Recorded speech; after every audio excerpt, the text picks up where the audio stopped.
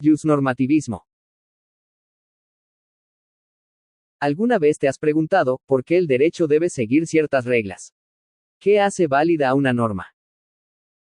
Te explicaré en este video los puntos como su definición, principales representantes, los postulados más importantes de la teoría y su aplicación al área jurídica. El iusnormativismo es una teoría jurídica que surge en el siglo XX con el jurista austríaco Hans Kelsen. Forma parte del positivismo jurídico, una corriente que busca estudiar el derecho tal como es, sin mezclarlo con ideas morales o políticas. Kelsen proponía que la ciencia del derecho debía ser completamente pura, es decir, centrarse solo en las normas jurídicas, dejando fuera cualquier influencia externa. Desde esta perspectiva, el derecho se entiende como un conjunto de normas organizadas y jerárquicas, y no como un sistema de valores, hechos o decisiones políticas. Lo importante no es si el derecho es justo, sino cómo está estructurado y cómo funciona como sistema normativo. En el fondo, el iusnormativismo busca que el derecho tenga autonomía científica, que se estudie por sí mismo y con sus propias reglas. Así, su meta es construir una ciencia jurídica basada en la lógica, la coherencia interna y el respeto a la jerarquía de las normas. Antes de avanzar más te explicaré, el término iusnormativismo proviene del latín ius, que significa derecho, y norma. En conjunto hace referencia a una corriente que considera al derecho como un conjunto de normas que regulan la conducta humana dentro de una sociedad. Para el iusnormativismo, la esencia del derecho no se encuentra ni en los hechos como el comportamiento de los jueces o la fuerza del Estado, ni en los valores como la justicia o la moral, sino en la norma jurídica como unidad básica. En síntesis, el iusnormativismo permitió establecer una visión racional, estructurada y objetiva del derecho, centrada en la norma como elemento esencial, y sentó las bases para el desarrollo de una teoría jurídica más precisa, analítica y sistemática. Ya que conocemos qué es el iusnormativismo y cuál es su origen, ahora podemos profundizar en sus postulados principales. Estos principios son la base importante sobre la que construye la teoría normativa del derecho. Primero, encontramos el principio de jerarquía de normas. Este postulado establece que el derecho está compuesto por un conjunto de normas organizadas jerárquicamente. Esto significa que una norma de rango inferior no puede contradecir a otra de rango superior, garantizando así el orden y la coherencia del sistema jurídico. En segundo lugar, está la idea del derecho como una norma. Según el iusnormativismo, una norma jurídica es válida solo si su validez deriva de otra norma superior. De esta forma, todas las normas encuentran su fundamento en una norma superior, hasta llegar a una norma fundamental que da origen a todo el sistema. El tercer postulado es la separación entre el derecho y la moral. Para esta teoría, el derecho debe analizarse de manera autónoma, sin relacionarlo directamente con la moral o con la justicia. La validez de una norma no depende de si es justa o injusta, sino de si fue creada conforme al procedimiento establecido. En cuarto lugar, encontramos la idea de que el Estado y el derecho son idénticos. Es decir, el Estado no se entiende como un ente separado del derecho, sino que el propio orden jurídico es lo que constituye al Estado. Por último, el postulado que es el de validez formal. Una norma es válida cuando ha sido creada siguiendo los procedimientos y las normas superiores correspondientes, no por el contenido moral que tenga. En un contexto breve, estos postulados muestran cómo el iusnormativismo entiende el derecho como un conjunto ordenado, lógico y autónomo de normas, en el que la validez se fundamenta en su forma y jerarquía, no en la moral o la justicia. Tras analizar los postulados fundamentales del iusnormativismo, resulta esencial presentar a quiénes fueron sus principales representantes, aquellos pensadores que consolidaron y desarrollaron esta corriente jurídica. Cada movimiento legal se sustenta en las ideas de sus teóricos más destacados. En el caso del iusnormativismo, estos autores ofrecieron perspectivas que permiten comprender el derecho como un sistema autónomo de normas, estructurado y coherente. Entre los pensadores más influyentes se encuentra Hans Kelsen, ¿qué puedes decirle a tus detractores en pleno del siglo XXI? Que la justicia es valiosa, pero no confundan derecho con moral. El derecho no es lo que debe ser, es lo que es, normativamente hablando. ¿Y qué lugar queda entonces para la justicia? No soy enemigo de la justicia, pero no la uso como criterio jurídico. ¿Está diciendo entonces que el derecho no tiene que ser justo? El derecho no es lo que debe ser, es lo que es, normativamente hablando. Pero algunos dicen que su teoría ignora la realidad política. La política contamina el análisis jurídico. Por eso propuse la pureza. Entonces, ¿cómo debe estudiarse el derecho hoy? El derecho se estudia como norma, no como ideología ni deseo. Hans Kelsen, 1881-1973, es el principal representante del justnormativismo. Fue un jurista y filósofo austriaco nacido en 1881, quien buscó construir una ciencia jurídica pura, libre de influencias externas como la moral, la religión o la política.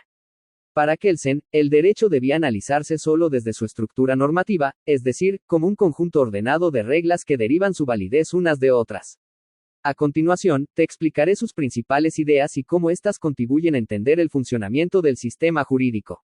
Como primera idea nos habla de la teoría pura del derecho.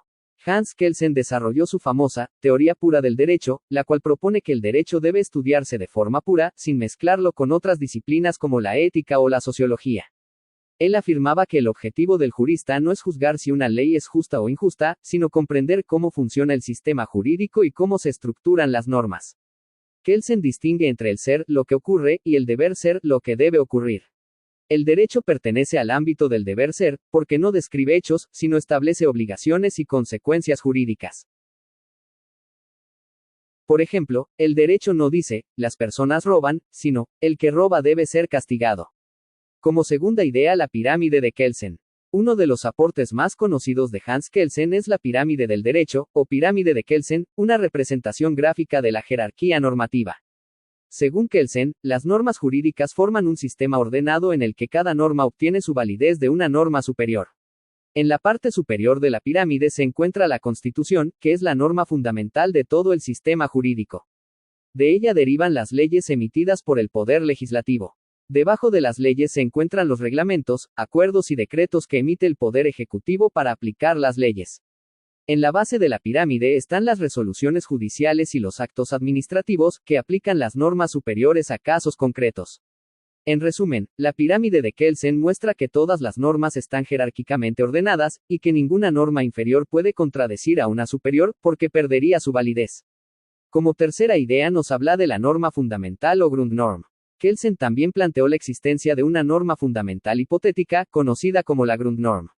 Esta norma no está escrita ni promulgada, pero se asume como la base lógica que da validez a todo el sistema jurídico.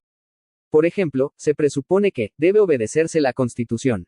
Esa suposición es la que permite que el resto de las normas sean válidas y obligatorias dentro de un Estado.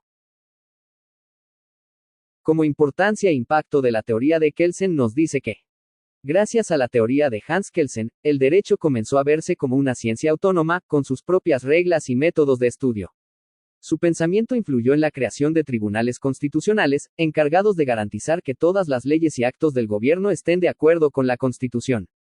El justnormativismo kelseniano permitió también distinguir claramente entre el derecho y la moral, lo cual ayudó a construir sistemas jurídicos más racionales, estables y predecibles. Hoy, la idea de que las normas se organizan jerárquicamente y que la Constitución es la norma suprema sigue siendo un pilar básico del derecho moderno. Para entender el derecho, debemos estudiarlo sin mezclarlo con la moral, la política o la religión. El derecho es un sistema de normas que se apoya unas en otras, como una escalera, hasta llegar a una base última, la Grundnorm o norma fundamental. De esta manera, podemos analizar el derecho como una ciencia, objetiva y clara, sin confundirlo con otras áreas.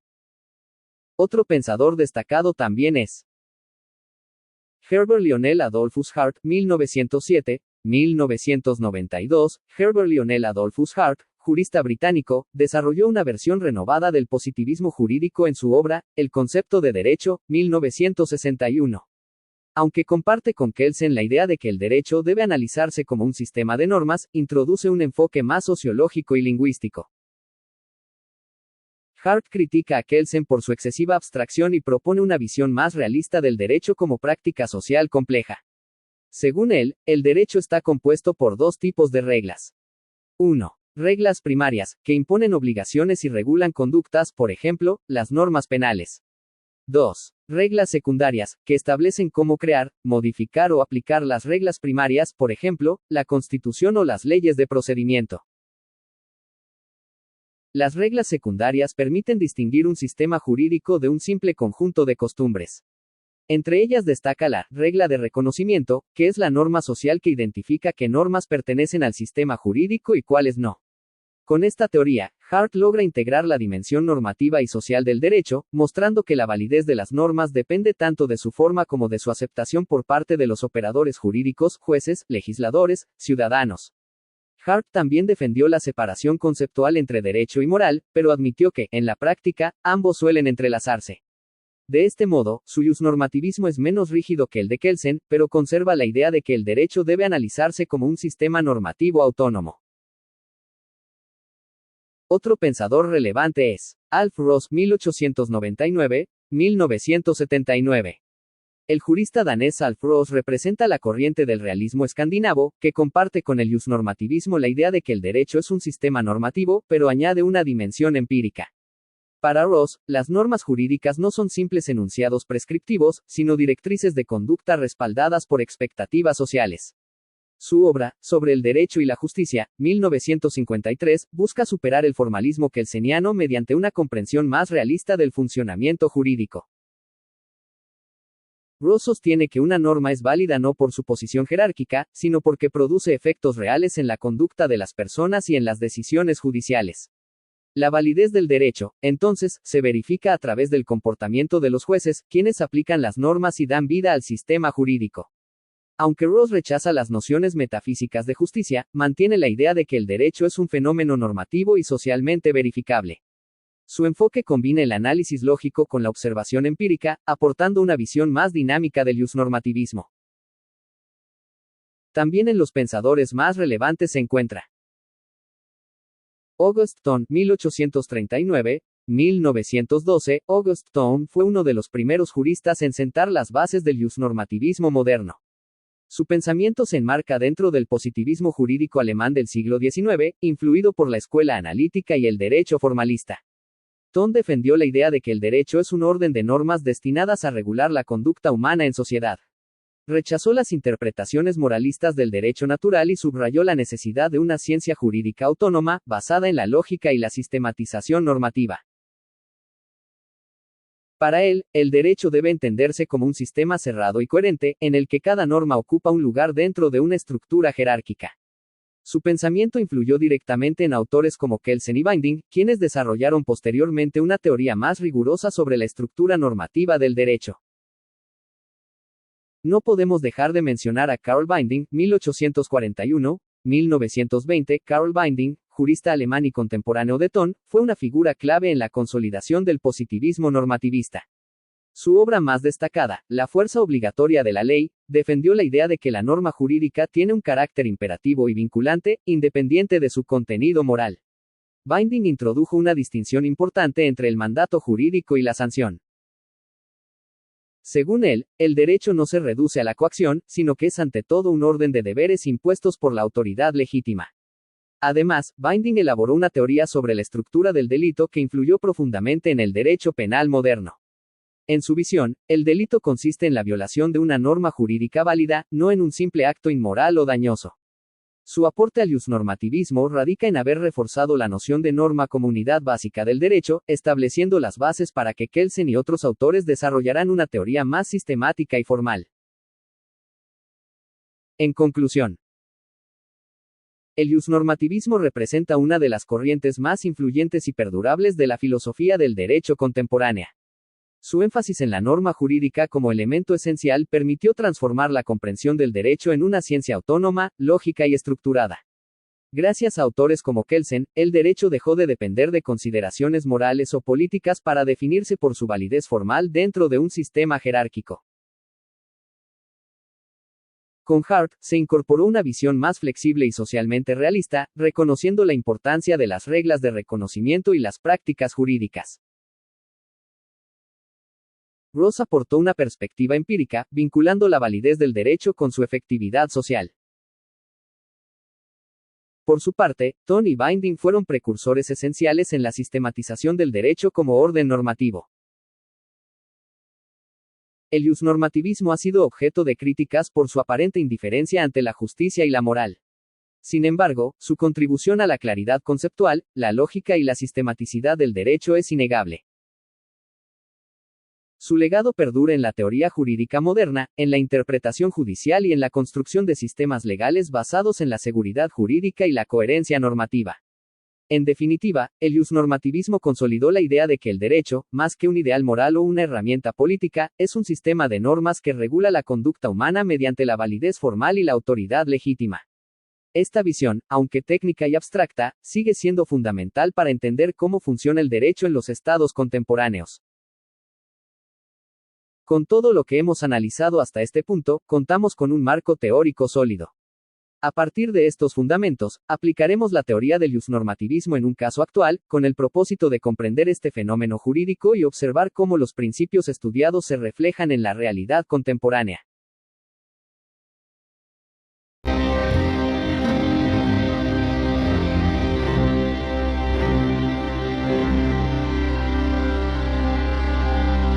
Vamos con este caso, el de Roxana, que muestra las deficiencias en el sistema judicial. Ella es doblemente víctima. Primero fue abusada y ahora declarada culpable por haberse defendido de su agresor. Roxana Ruiz recibió sentencia en los tribunales de Ciudad Neza.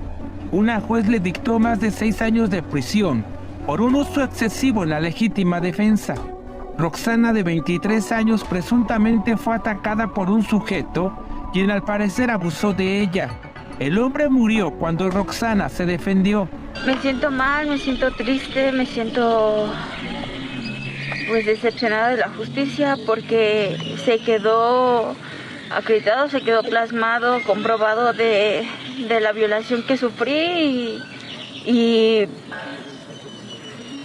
y que pues no fue justo tampoco de que después de que yo dije que me habían violado cuando me detuvieron, me encerraron 9 meses y aparte de eso me dan una sentencia de 7 años, de 6 años, 2 meses, 7 días.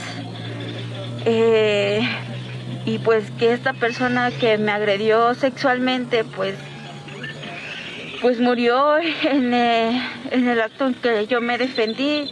Si yo no me hubiese defendido, sería yo la que estuviera muerta ahorita y quizá esta persona hubiese escapado, ¿no? Su abogado aseguró apelarán la sentencia. También la considera en los dos aspectos, material y moral, que asciende a 285,000 pesos sumados. Aquí lo que sigue es que interpongamos un recurso, que es el recurso de apelación. Tenemos 10 días para apelar y irnos al Tribunal de Alzada.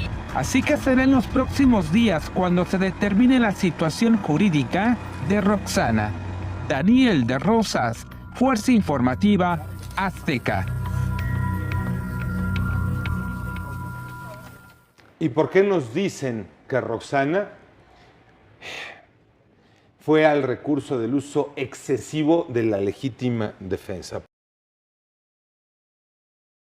En el caso de Roxana Ruiz, joven mexicana condenada en un principio por homicidio luego de matar a su agresor sexual en defensa propia, representa un ejemplo complejo de cómo el sistema jurídico funciona bajo la lógica normativa del derecho.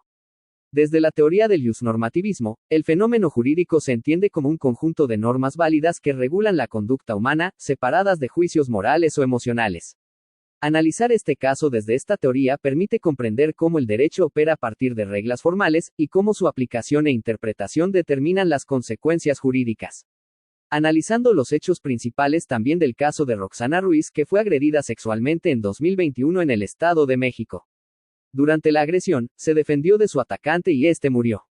A pesar de ser víctima de violación, fue acusada de homicidio con exceso de legítima defensa y condenada a más de 6 años de prisión. Posteriormente, gracias a la revisión del caso y a la presión social, la Fiscalía se desistió de la acusación y fue absuelta, reconociéndose que actuó en legítima defensa. El caso generó debate público sobre la aplicación de la legítima defensa, el papel de la perspectiva de género y la interpretación judicial de las normas penales.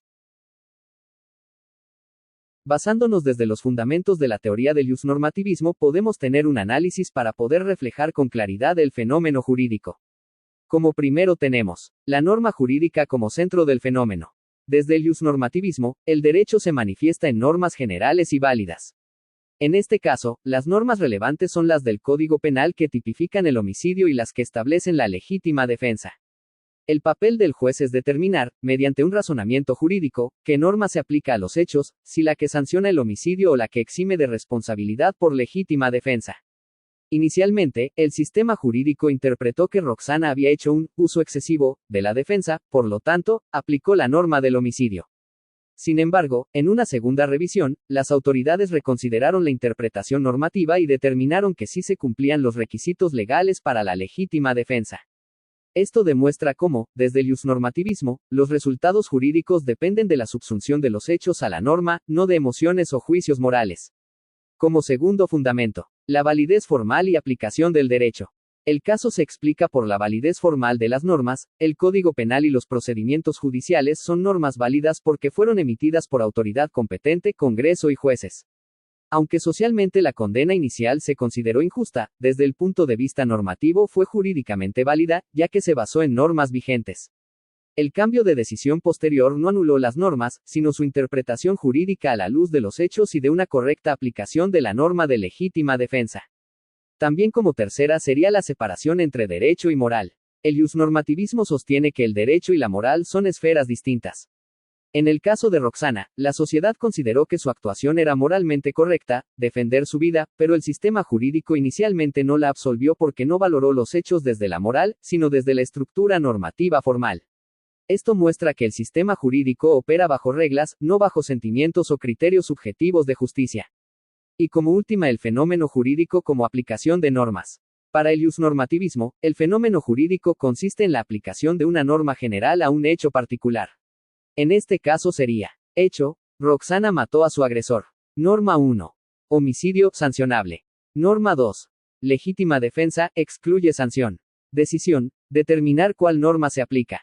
El cambio de condena a absolución evidencia el funcionamiento interno del derecho como sistema normativo que se interpreta y aplica. Las emociones o percepciones sociales son externas al fenómeno jurídico. Lo que nos enseña el caso desde el iusnormativismo.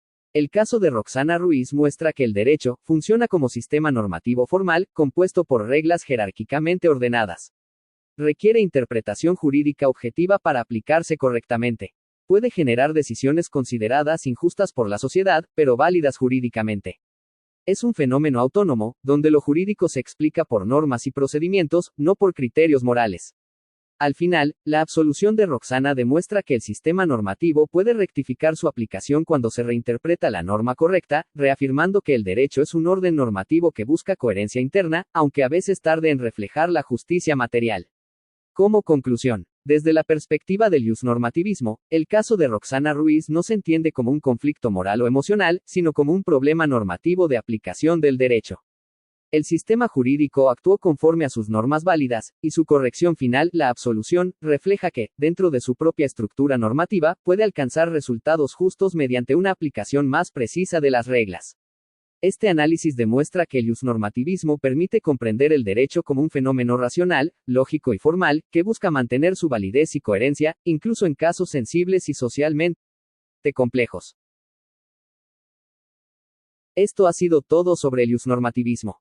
Espero que la explicación te haya ayudado a comprender mejor esta importante corriente del pensamiento jurídico. Gracias por ver el video y por tu interés en el estudio del derecho. Nos vemos pronto.